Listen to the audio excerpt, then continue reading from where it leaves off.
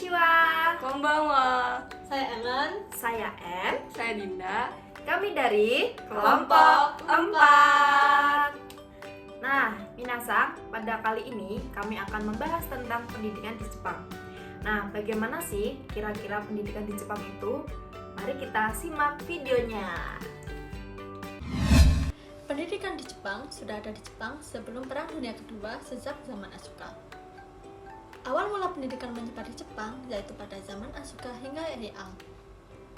Pendidikan di Jepang mulai menyebar bersamaan dengan penyebaran Buddhisme pada zaman Asuka. Kemudian muncul sistem penulisan bahasa Tionghoa, tradisi sastra, dan Konfusianisme. Apa sih Konfusianisme itu? Konfusianisme yaitu sebuah kepercayaan yang membuat sesuatu sistem ajaran etika, cinta yang penuh kebajikan, kebenaran, tata krama, dan kepemimpinan. Terdapat juga struktur sosial dan filsafat politik bangsa Cina.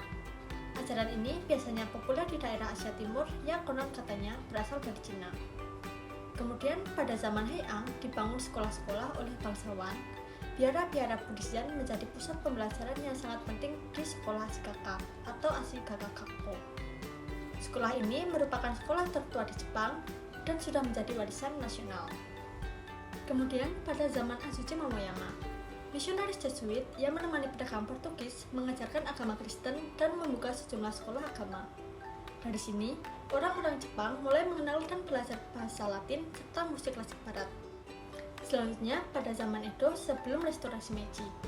Pada zaman ini sudah melaksanakan pendidikan berdasarkan pada sistem masyarakat. Lembaga pendidikan hanya mengadakan sekolah untuk anak-anak dari kalangan samurai saja. Sedangkan untuk rakyat biasa, pendidikan diselenggarakan di kuil Buddha yang disebut dengan Terakoya. Di sini dibimbing langsung oleh para pendeta Buddha. Pada zaman ini, orang-orang Jepang mulai banyak yang bisa membaca dan menulis. Pemerintah Jepang menjalankan kebijaksanaannya dengan cara 1. Menerjemahkan dan menerbitkan buku-buku diantaranya mengenai ilmu pengetahuan, filsafat, dan juga sastra. Nah, kemudian pada zaman Meiji. Pada zaman ini, kaum bangsawan bersekolah di sekolah yang disponsori oleh Han atau domain mereka. Pada zaman ini juga, samurai memperkerjakan guru yang masih muda untuk mengajarkan pendidikan yang dasar-dasar kepada anak-anak umum.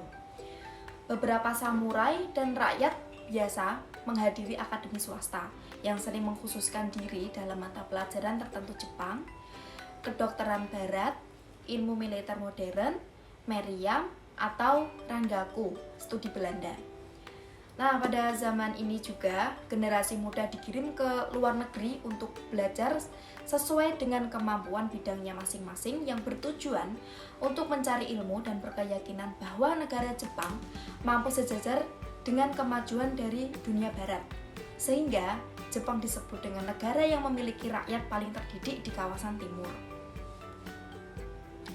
Nah, pada zaman ini, buku pelajaran sekolah sebelumnya berdasarkan etika Konfusianisme digantikan oleh teks-teks kebarat-baratan. Setelah sekian lama banyak digunakan teks kebarat-baratan, ajaran Konfusianisme dan Shinto tradisional mulai ditekankan kembali, menyangkut sifat hierarkis, hubungan manusia, pelayanan kepada negara baru, pengajaran pembelajaran, dan moralitas. Nah, kemudian pada zaman ini pendidikan tinggi bagi wanita di Jepang pertama kali dirintis oleh Suda Umeko. Awalnya pada tahun 1871 ia terpilih sebagai salah satu wanita yang dikirim ke Amerika Serikat untuk menempuh pendidikan. Pada tahun 1882 ia kembali ke Jepang dan pada tahun 1885 Umeko mengajar bahasa Inggris di Presques School yang mayoritas siswinya adalah dari keluarga mantan samurai. Pada tahun 1900, ia mengundurkan diri dari Presques School dan membuka Josei Eigakujuku, Institut Wanita untuk Studi Budaya Inggris, dan memperkenalkan pendidikan gaya barat yang mencakup diskusi kelas tentang topik terkini dan liberal arts. Ia juga menekankan pembentukan kepribadian dan kreativitas para siswi. Kemudian, kebijakan pendidikan sebelum Perang Dunia Kedua. Ini masuk zaman Showa. Sebelum Perang Dunia Kedua, diberlakukan kebijakan pendidikan yang terangkum dalam salinan naskah kekaisaran yang disebut dengan Imperial Rescript on Education. Materi yang diajarkan pada zaman dahulu lebih cenderung mengarah pada kesetiaan dan kepatuhan dari generasi ke generasi, di mana setiap individu harus mampu menjalin hubungan yang harmonis, mencurahkan kasih sayang terhadap orang-orang di sekelilingnya, kesetiaan, dan kepatuhan kepada orang tua, suami, istri, sahabat, menjadi diri sendiri yang moderat dan sederhana, serta menuntut ilmu dalam sedalam mungkin dan diimbangi dengan jiwa seni. Kemudian, bagaimana sih pendidikan setelah Perang Dunia Kedua? Masih pada zaman Showa ya. Nah, pendidikan bersifat wajib di Jepang setelah Perang Dunia Kedua selama 9 tahun, yaitu 6 tahun di sekolah dasar dan 3 tahun di sekolah menengah. Tujuan pendidikan moral sesudah Perang Dunia Kedua lebih memfokuskan pada pendidikan yang bersifat menumbuhkan kepribadian yang saling menghormati dan menghargai satu sama lain. Sesuai dengan data dari Mikiso bahwa menjelang akhir masa Taisho, yaitu sekitar tahun 1925, di seluruh Jepang terdapat 34 universitas, 29 SMA, dan 84 sekolah profesional. Dengan melihat data-data tersebut, dapat dilihat bahwa masyarakat Jepang pada tahun 1920-an sudah banyak yang mengenyam di dunia pendidikan. Kemudian, pada tanggal 3 November 1946, kebijakan pendidikan Jepang mulai berubah menjadi berbasis hak asasi manusia, kebebasan hati nurani, jaminan setiap individu untuk mengembangkan kebebasan berpikir, dan kebebasan akademik di mana setiap individu memperoleh hak untuk mendapatkan pendidikan sesuai dengan kemampuannya. Pada awal abad ke-20, sekitar 90% warga Jepang sudah melek huruf. Adapun faktor yang membuat Jepang berhasil melakukan modernisasi menurut Susilo, yaitu pertama, ada paksaan eksternal untuk memperkuat basis militer dan ilmu pengetahuan masyarakat Jepang. Kedua, adanya perasaan bahwa mereka merupakan satu bangsa yang homogen. Selanjutnya, sistem kebijakan pendidikan apa sih yang diterapkan di negara Jepang? Yaitu terdapat yang pertama, legalisme. Kedua, administrasi yang demokratis. Ketiga, netralitas. Keempat, penyesuaian dan penetapan kondisi pendidikan. Dan yang kelima, ada desentralisasi. Yang pertama, legalisme. Kebijakan pendidikan di Jepang mengedepankan aturan hukum dan melegalkan hak setiap individu untuk mendapatkan pendidikan tanpa adanya diskriminasi. Kemudian yang kedua, administrasi yang demokratis, yaitu memberikan kesempatan untuk memperoleh pendidikan dengan biaya terjangkau sesuai dengan keuangan masyarakatnya. Yang ketiga, terdapat netralitas, yaitu mengedepankan pandangan persamaan derajat setiap siswanya tanpa membedakan latar belakangnya. Kemudian yang keempat, penyesuaian penetapan kondisi pendidikan. Tingkat kesulitan disesuaikan dengan tingkat pendidikan yang ditempuh. Yang kelima, desentralisasi, yaitu penyebaran kebijakan pendidikan dari pemerintah pusat secara merata kepada seluruh sekolah-sekolah di Jepang. Baik, minasang, pendidikan di Jepang itu bertujuan untuk apa sih? Nah, yang pertama, untuk mengembangkan kepribadian setiap individu. Yang kedua, mengembangkan sumber daya manusia yang berkualitas, baik pikiran maupun jasmani. Yang ketiga, mengembangkan sikap tanggung jawab melalui pelajaran dan tugas yang diberikan kepada siswa dengan tingkat pendidikan masing-masing. Yang keempat, meningkatkan semangat independen setiap siswa untuk membangun negara dan menjaga perdamaian dunia. Yang kelima, siswa diajarkan untuk adil dan menjaga kebenaran. Yang keenam, siswa dididik untuk menjaga keharmonisan dan menghargai lingkungan sosial. Yang ketujuh, siswa dituntut untuk disiplin dan menghargai waktu. Dalam menyusun kurikulum, Kementerian Pendidikan Negara Jepang menekankan beberapa hal penting yang harus diperhatikan. Di antaranya itu 1. Standar kurikulum nasional. Kedua, mementingkan tumbuhnya keharmonisan jasmani dan rohani siswa. Yang ketiga, selalu menyelaraskan dengan lingkungan sekitar. 4. Memperhatikan tahapan tumbuh kembang siswa. Dan yang terakhir, memperhatikan karakter penjurusan pendidikan di tingkat SMA. Kurikulum saat SD meliputi bahasa Jepang, ilmu sosial, matematika, sains, musik, pendidikan jasmani, kerajinan tangan, dan seni. Pendidikan moral dilakukan melalui rutinitas dan keseharian sekolah, seperti dalam aktivitas membersihkan kelas, toilet, dan mempersiapkan makan siang. Siswa SD menghabiskan sebagian waktu mereka di sekolah untuk menulis dan membaca hiragana, katakana, dan kanji. Kebanyakan siswa belajar alfabet Inggris pada kelas 4 SD. Kurikulum saat SMP meliputi bahasa Jepang, bahasa Inggris, ilmu sosial, matematika, sains, musik, pendidikan jasmani, field trip atau study tour kalau di Indonesia, klub, seni, dan konsultasi dengan wali kelas. Kemudian kurikulum yang digunakan pada SMA itu berisi mata pelajaran umum seperti SMP dan SD tadi, dan atau materi khusus peminatan tergantung dari tipe SMA-nya. Misalnya di SMA Science, sejarah hanya menjadi mata pelajaran pilihan saja. Selanjutnya, jadwal pelajaran yang diterapkan di sekolah di Jepang. Bisa lihat tabel di sini. Sekolah umum di Jepang memiliki kelas 5 hari dalam seminggu, dari Senin sampai Jumat. Ada juga sekolah yang memiliki kelas pada hari Sabtu. Di SMP dan SMA Jepang ada 6 periode kelas setiap hari. Biasanya berlangsung selama 50 menit untuk masing-masing kelasnya. Setelah kelas selesai, 10 menit sisanya digunakan untuk membersihkan kelas, lalu pindah ke kelas berikutnya. Selanjutnya mengenai kalender akademik. Kalau di Indonesia, tahun ajaran dimulai dari bulan Juli. Tapi di Jepang, tahun ajaran dimulai pada bulan April dan berakhir pada bulan Maret pada tahun berikutnya. Sebagian besar sekolah menerapkan sistem 3 semester, dengan semester pertama dari April hingga Agustus, semester kedua dari September hingga Desember, dan semester ketiga dari Januari hingga Maret.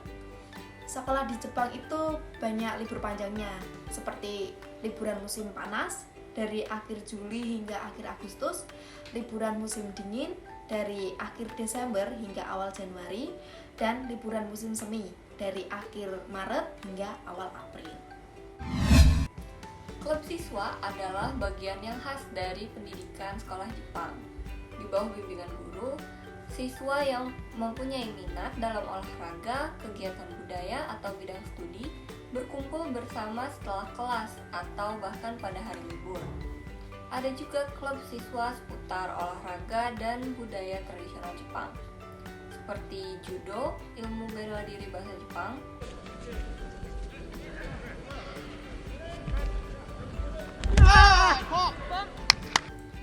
kendo, ilmu pedang Jepang,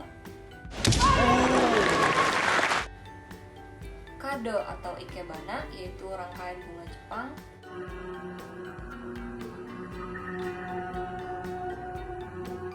shodo, kaligrafi Jepang, dan lain-lain. Aktivitas klub juga memberikan siswa kesempatan untuk berpartisipasi dalam pertukaran pelajar dan pertandingan-pertandingan. Kemudian, sanksi yang diterapkan di sekolah Jepang. Sekolah di Jepang tidak ada sistem skorsing atau membersihkan toilet sebagai hukuman bagi siswanya yang melanggar aturan. Tetapi, di sana mereka diberikan nasihat atau peringatan dan juga hanseibun. Hanseibun sendiri berasal dari kata hansei yang berarti introspeksi dan bung yang berarti kalimat. Hanseibun bisa diartikan juga sebagai surat permintaan maaf dan berjanji untuk tidak melakukan kesalahan lagi. Kemudian ada biaya sekolah di Jepang. Karena Jepang mewajibkan 9 tahun sekolah, untuk biaya masuk sekolah negeri seperti SD, SMP, dan SMA itu gratis. Tetapi tentu saja ada biaya-biaya lain di luar biaya masuk dan biaya fasilitasnya. Biaya ini juga berbeda tergantung dari tingkatan sekolahnya, apakah SD, SMP, SMA, dan lain-lain. Kemudian juga dari jenis sekolahnya, apakah sekolah negeri, sekolah swasta, kejuruan, dan lain-lain. Range harga untuk pendidikan wajib di Jepang yang sekolah negeri itu untuk SD atau shogakko sekitar 200 juta rupiah selama 6 tahun. Kemudian untuk SMP atau Chugakko sekitar 160 juta rupiah selama 3 tahun. Dan untuk SMA atau Kotogakko sekitar 170 juta selama 3 tahun. Biaya itu sudah termasuk semua biaya yang dikeluarkan di sekolah selama masa didik, seperti biaya aktivitas klub, field trip atau studi tour, dan juga buku pelajaran. Sementara sekolah swasta, range harganya berbeda-beda, dan tentunya ada biaya masuk dan biaya fasilitas sekolahnya. Untuk sarana dan prasarana sekolah Jepang, kami mengambil salah satu sekolah swasta di Tokyo, yaitu Tokyo Kotogakko. Bisa dilihat di gambar, ini yang genteng berwarna biru itu Taikukan, gimnasium atau gym. Terus yang sampingnya Ichigokan, gedung 1. Terus sampingnya lagi Nigokan, gedung 2. Sampingnya yang berbentuk memanjang itu Sangokan, gedung 3. Nah, untuk yang luas berwarna hijau itu Jinkoshiba Kurondo, tanah rumput buatan. Selanjutnya ini Sangokan, gedung 3, bisa dilihat ya. Kemudian ini kafeteria menghadap ke Sungai Tama. Kemudian ini kafeteria dan perpustakaan. Kemudian ini ada halaman sekolah, gimnasium ke-1 dan ke-2. Tapi minasang, untuk gimnasium 1 terdapat panggung di depan dan biasanya digunakan untuk pentas seni atau acara-acara dalam ruangan yang menggunakan panggung. Ruang musik, aula serbaguna. Selanjutnya, bagaimana sih cara menjadi pengajar di Jepang? Nah, untuk menjadi guru di Jepang itu sangatlah sulit. Pertama-tama, para calon guru harus menjalani kuliah di universitas keguruan untuk mendapat lisensi guru. Kalau tidak masuk ke dalam universitas keguruan, mereka harus menjalani semacam kursus yang diselenggarakan oleh badan pemerintah Jepang. Dari situ baru bisa dikeluarkan lisensi untuk menjadi guru. Setelah itu, untuk menjadi guru di daerah tertentu, mereka harus mengikuti tes yang dilaksanakan setiap daerah. Di Jepang, standarisasi setiap daerah itu berbeda-beda. Karena itu, setiap daerah mengeluarkan ujian sendiri untuk calon guru yang berminat untuk mengajar di daerahnya. Misalnya, untuk mengajar di kota Tokyo, mereka harus mengikuti ujian khusus untuk menjadi guru di kota tersebut. Penelitian tahunan sekolah Jepang juga sering diadakan dengan cara open class. Artinya, wali murid, para mahasiswa di bidang keguruan, dan masyarakat yang berminat bisa melihat langsung proses penelitian tersebut. Selain dari 3 hal di atas, kualitas yang bagus dari para guru di Jepang itu tidak lepas dari tradisi lesson study yang sudah dijalankan sejak 100 tahun lebih di sekolah-sekolah Jepang. Lesson study atau penelitian tindakan kelas merupakan proses penelitian tentang efektivitas proses belajar mengajar di kelas. Prosesnya biasanya dimulai dari penyusunan rencana mengajar tentang satu topik pelajaran yang kemudian dirancang bersama-sama dalam satu tim guru. Setelah pembuatan rencana mengajar selesai, kemudian rencana itu diaplikasikan di dalam kelas sambil diobservasi oleh tim dan guru lain yang berada di luar. Setelah proses belajar dan mengajar selesai, proses berikutnya itu adalah ajang refleksi, masukan, dan juga saran. Sesi ini dilakukan secara sungguh-sungguh dengan semangat untuk perbaikan kualitas pendidikan, bukan untuk menjelek-jelekan atau menjatuhkan pengajarnya. Setiap guru di Jepang minimal harus melakukan lesson study setidaknya sekali selama masa mengajarnya. Terakhir, adanya rolling guru-guru senior yang sudah memiliki banyak pengalaman ke berbagai sekolah, agar guru-guru lain bisa belajar dari pengalaman mereka. Dengan cara ini, kualitas belajar mengajar di sekolah-sekolah setiap daerah menjadi merata. Selanjutnya yang terakhir, penghasilan atau gaji guru di Jepang. Guru di Jepang rata-rata memiliki penghasilan sekitar 47 juta rupiah per bulan. Berkisar dari yang terendah sekitar 24,5 juta rupiah hingga yang tertinggi adalah 72 juta rupiah. Bisa dilihat di tabel, ini merupakan rata-rata gaji bulanan yang termasuk perumahan, transportasi, dan tunjangan lainnya. Gaji atau penghasilan guru bervariasi secara drastis berdasarkan pengalaman, keterampilan, jenis kelamin, atau lokasi. Kemudian, gender juga menjadi salah satu faktor besar kecilnya gaji guru di Jepang. Dalam realitanya, rata-rata guru pria mendapatkan gaji sekitar 6% lebih besar dibandingkan dengan guru wanita. Nah, itulah informasi yang dapat kami sampaikan mengenai pendidikan di Jepang. Terlihat menarik, bukan? Apakah Minasang tertarik untuk mengenyam pendidikan di Jepang? Atau adakah dari Minasang yang ingin menjadi guru di Jepang? Sekian yang dapat kami sampaikan. Nantikan video kami selanjutnya. Matane!